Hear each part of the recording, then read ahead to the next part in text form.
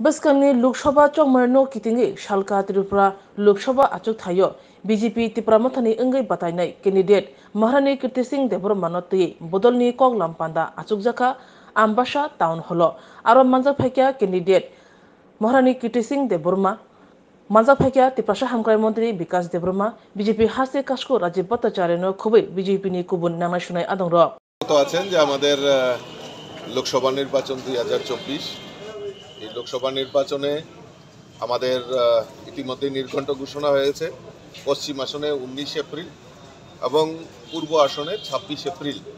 নির্বাচনের নির্ঘণ্ট ঘোষণা হয়েছে এবং আমাদের সেই নির্বাচনকে সামনে রেখে প্রস্তুতি এর মধ্যে আমরা মাঠে ঝাঁপিয়ে পড়েছি এবং শুধু আজকে নয়, বিগত 6 মাস ধরেই আমাদের ভারতীয় জনতা পার্টির কার্যকর্তারা বিভিন্ন বুথ স্তর থেকে পৃষ্ঠা প্রমুখ থেকে শুরু করে জেলা লেভেল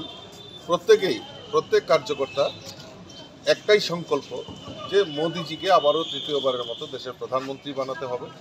এবং আমাদের এই দুটি আসন থেকেই আমরা বিপুল ভোটে জয়যুক্ত করে আমাদের প্রার্থীদেরকে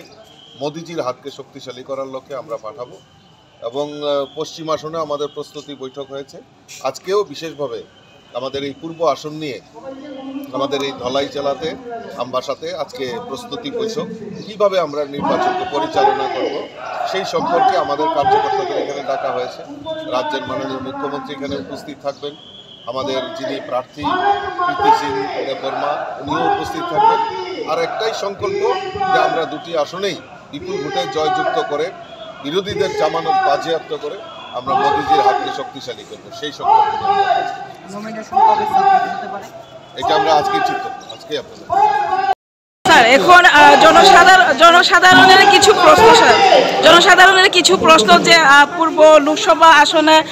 যিনি প্রার্থী হয়েছেন সেই প্রার্থী আর সিম্বলকে নিয়ে কিছু তর্ক বিতর্ক দেখা যায়, সেই বিষয়টিকে আপনি কিভাবে দেখছেন? তর্ক বিতর্ক না, এটা তো আমাদের পদ্ম ফুল চিহ্নে উনি দাঁড়িয়েছেন, বিজেপি প্রার্থী হয়েছেন। তো আমাদের যে আঞ্চলিক দল আইপিএফটি আমাদের সঙ্গে ছিল, এখন নতুন করে কথা যে আমাদের ত্রিপুরা রাজ্যের জনজাতি ভিত্তিক আঞ্চলিক দল তারাও ভারতীয় জনতা পার্টিতে সামিল হয়েছেন, মানে তারাও সমর্থন করেছেন। এটা আমাদের কাছে বড় প্রাপ্তি।